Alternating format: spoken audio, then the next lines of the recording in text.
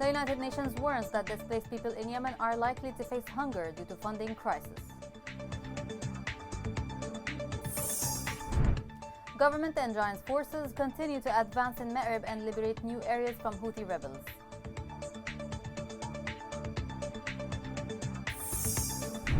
Masam project for demining announces removal of thousands of mines during the past week.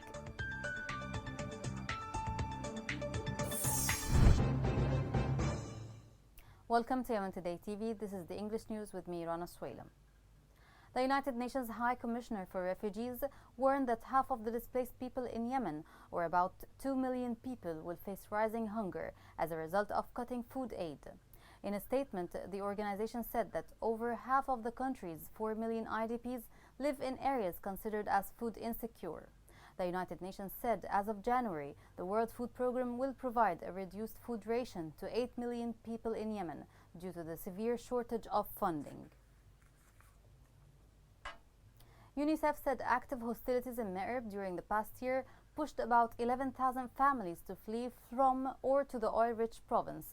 According to the United Nations, two-thirds of these displaced people, or about 46,000 individuals, were forced to leave their homes away from the areas of confrontation in the last 5 months.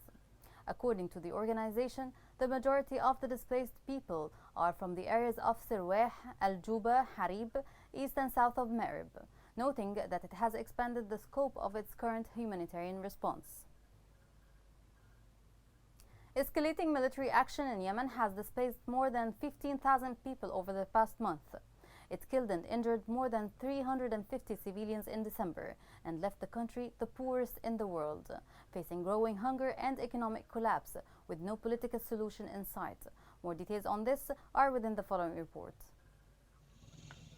In Al-Hudaydah, the returning people and dozens of displaced families from the areas west of Taiz, in the newly liberated village of Dar al-Masawi south of Hais, suffer from the worst humanitarian conditions due to the lack of water, human services, and the necessities of life. I was displaced from Maqbana.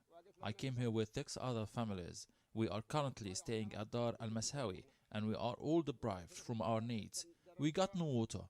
There is no one to help us. We have been displaced for 20 days now. The residents and the displaced complained about their lack of the most basic needs, as well as the basic services that keep them alive, most notably water, as they travel long distances to a farm adjacent to the center of the city of Hais, in order to obtain safe drinking water due to the suspension of the village project that the militia had tampered with and looted its contents. We are from Dar al-Masawa. We were displaced for 4 years. And now we returned here to our village. We don't have water, education, health services or humanitarian aid. We have more than 80 displaced families, and now they need food supplies and humanitarian assistance. We call on the government and organizations to intervene and help the people in need. We are displaced from Maqbana to the village of Dar al-Masawa. We didn't find water or anything else. No one is helping at all, not even the humanitarian organizations. We walk for 3 kilometers just to get some water to drink. They live in this remote area in difficult humanitarian conditions, without any interference by government agencies or international humanitarian organizations, to save the lives of these families from the crisis they are going through, as a result of the war ignited by the Houthi militia on Yemen and Yemenis. To Ma'rib, the Giants Brigades liberated new areas in the south of the governorate. After liberating the neighboring Shabwa, the decisive battle now turned to the oil-rich Ma'rib, where nearly 3 million displaced people have moved to.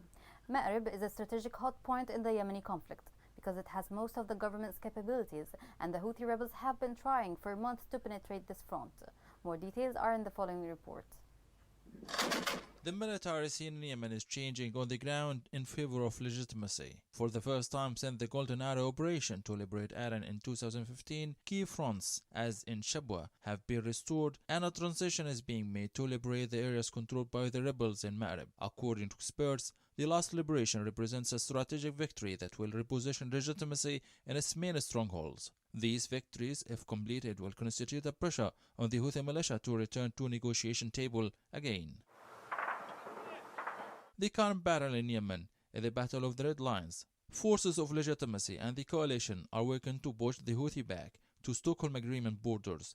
which were drawn up in December 2018. Back then, the Houthi militia moved to Ma'rib, which is a red line for the forces of legitimacy. On the other hand, the Houthi militia focuses on the western coast, Hodeidah in particular, which is a red line for them and the main gateway for the Houthis on the outside world. On the battlefield, the Giant Brigades scored new advances south of Ma'rib. The forces of the Giant Brigades managed to liberate 7 villages after fierce battles. Meanwhile, military sources indicated that the forces attacked Houthi fortifications and liberated large areas, advancing more than 10 kilometers toward Aqabit Malaq. The Giant Brigades advanced and lined up with the government forces and tribes. Field sources confirmed that the units of the Giant Brigades and the government forces defeated the Houthi militia in Al-Bur areas. The sources said the Giant Brigades carried out a successful maneuver operation that coincided with a large-scale attack, during which they managed to take control of several strategic sites. The coalition warplanes targeted with a series of air raids Houthi sites and fortifications in separate areas in Harib and Wadi Ubaidah. During the confrontations, the Houthi militias suffered heavy losses in lives and equipment. In Ma'rib too, government forces defeated Houthi rebels in large parts of the eastern Balak mountain. Military sources said the forces launched a military operation and took control of several sites on Al-Ramla front. The current battle in Ma'rib and other areas indeed is the battle of red lines in Yemen.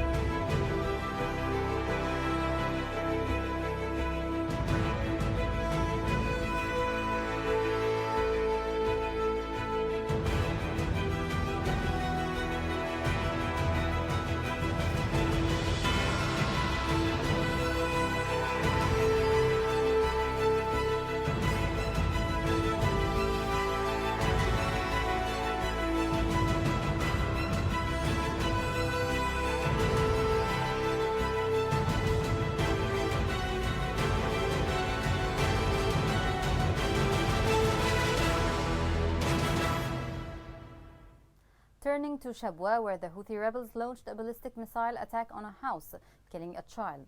The Houthi rebels have launched several missile attacks against civilian areas that have been just liberated by the government forces. More about this is in the following report.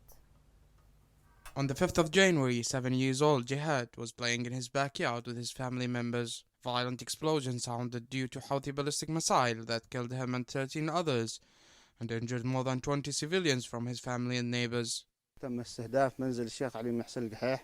January 5, the house of Sheikh Ali Al-Qahih in Usaylan district was targeted by Houthi militia, killing about 14 people and wounding more than 20 others. Houthis shelling at the house of Sheikh Ali Al-Qahih was not a shelling that targeted a military site. Rather, it targeted a civilian area, claiming lives of innocent civilians and causing severe damages to private property. Civilians were targeted and the house didn't contain any military equipment or anything to be targeted. The house was completely destroyed. About 10 cars were damaged and there are many material losses for no reason.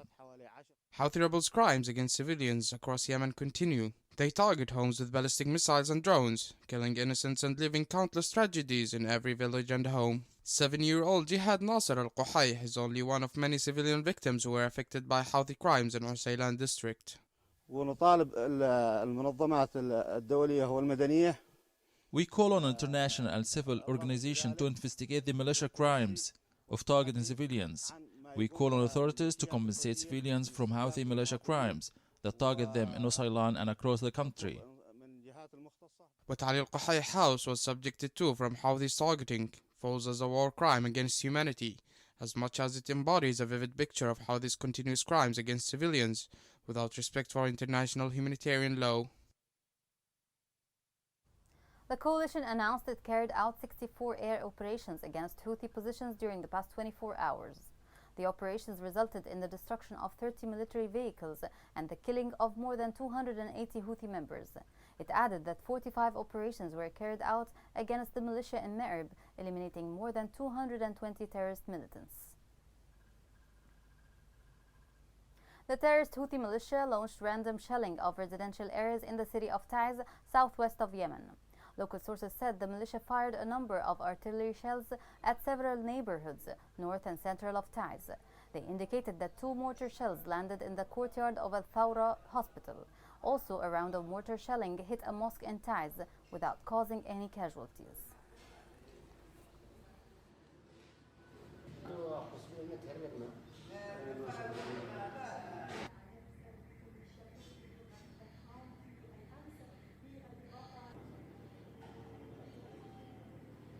طبعا لا شك أن المكان هو آمن. No doubt the place is considered a safe place outside the conflict zone. This is the third time that the mosque is targeted with direct mortar shelling and other bullets that hit different parts in the building.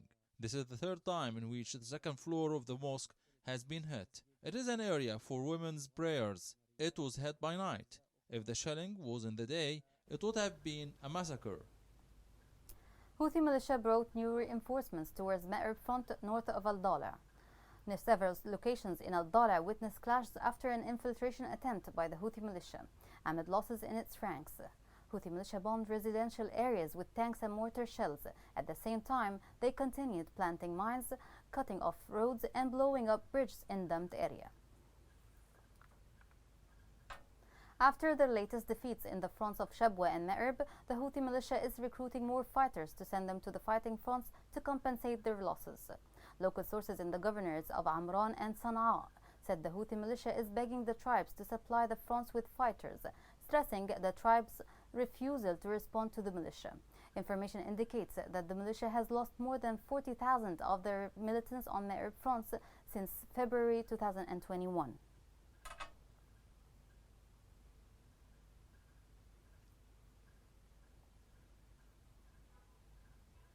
The Minister of Social Affairs said the Houthi militia continues placing obstacles in the way of international and local aid organizations.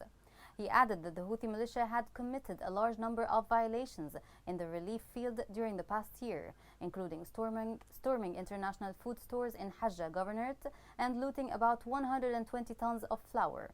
He stressed that the Houthi militia has tampered with the aid lists of about 90,000 families in Al Jawf and more than 3,000 beneficiaries in Damar. The minister renewed his call for organizations to move their headquarters to Aden to ensure the flow of relief and humanitarian aid. Massam Demining Project in Yemen announced that it removed more than 4,700 mines, unexploded ordnance, and an explosive device during the past week. In a statement issued by its media center, Massam added that the project teams have cleared since the beginning of the current month more than 7,100 mines and unexploded ordnance. It said the total number of mines removed since the start of the project has increased to more than 308,000 mines and explosive devices. Coming next.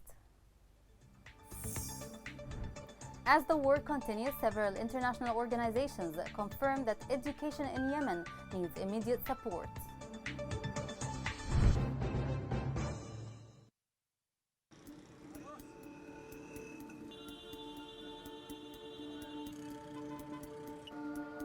راتب الواحد 120 ألف والكيس الدقيق ب18 ألف والكيس السكر اليوم ب20 ألف. كم يعني بيعطي هذا الراتب كامل كيس سكر وكيس دقيق؟ المواطن اليمني يعيش في أزمة إنسانية وغذائية مؤلمة من غلاء الأسعار وفحشة الأسعار وغلاء الصرف والعملة الأجنبية في البلد. حالة الحين حالة لما ندفنا شلقينا ما نقدرش ناكل الأكل داخل ما إحنا الحاجة صعبة.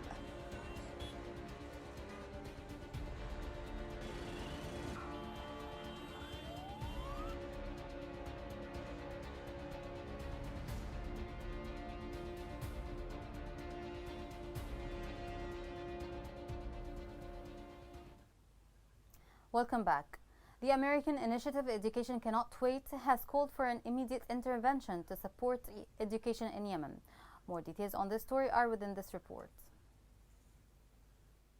The war in Yemen waged by the Houthi militias has left approximately 8.1 million school-aged girls and boys in need of education and emergency support. Of the 8.1 million children, 1.65 million are internally displaced and 1.5 million are living with a disability, said the United Nations Global Fund for Education in Emergencies and Protracted Crises.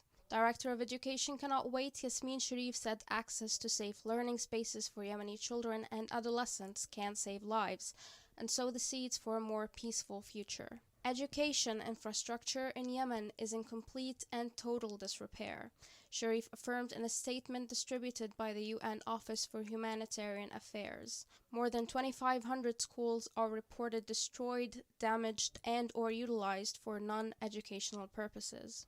Conflict and continued disruption of schooling across the country and the fragmentation of the education system have had a profound impact on the learning and overall cognitive and emotional development of nearly all the 10.1 million school-aged girls and boys in Yemen. To make matters worse, 2/3 of teachers in Yemen, over 170,000 teachers, have not received a regular salary for more than 4 years because of the crisis. The New York Education Cannot Wait First Emergency Response Funds support the reconstruction and repair of learning centers and water and sanitation facilities in locations in Ma'rib and the West Coast areas of Yemen.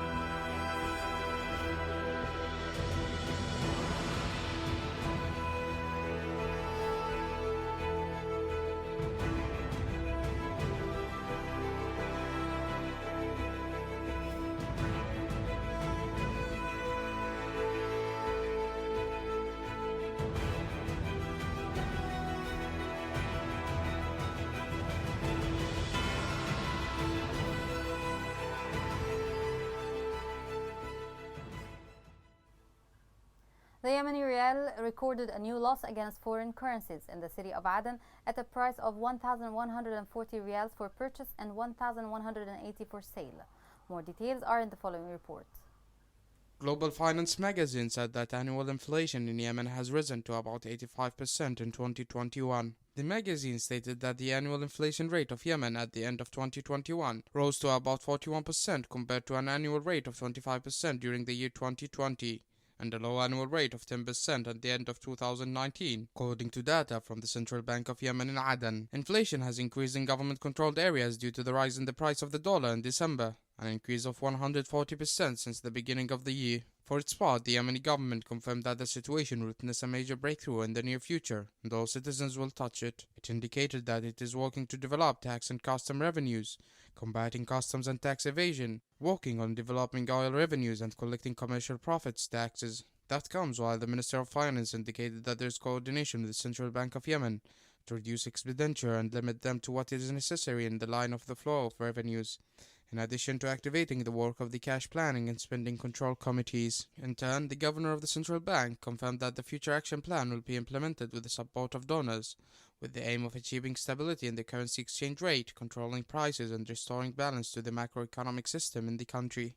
On the other hand, areas under Houthi militia control are experiencing a stifling fuel crisis, which has caused some power stations to stop working and parts of the city to be plunged into darkness. According to sources, the economic crisis in Houthi-controlled areas are cooked up in order to create a black market that benefits only Houthi militia leaders. The World Food Programme said living conditions in Yemen in general continue to deteriorate due to the weakness of the economy during the past year, as food prices and the prices of other basic commodities rose significantly.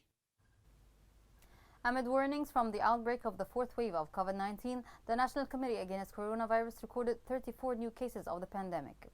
Committee officials said that 2 recovered cases were recorded and no deaths. With the current updates, the total confirmed cases are 10,252, including 1,990 deaths and 7,045 cases of recovery. Here's a reminder of the main headlines. The United Nations warns that displaced people in Yemen are likely to face hunger due to funding crisis. Government and joint forces continue to advance in Ma'rib and liberate new areas from Houthi rebels.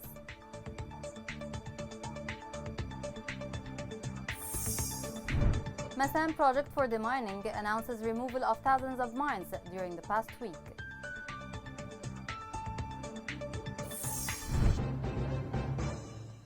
This is the end of the news. For more, follow us on Facebook, Twitter, and YouTube at Yemen Today English.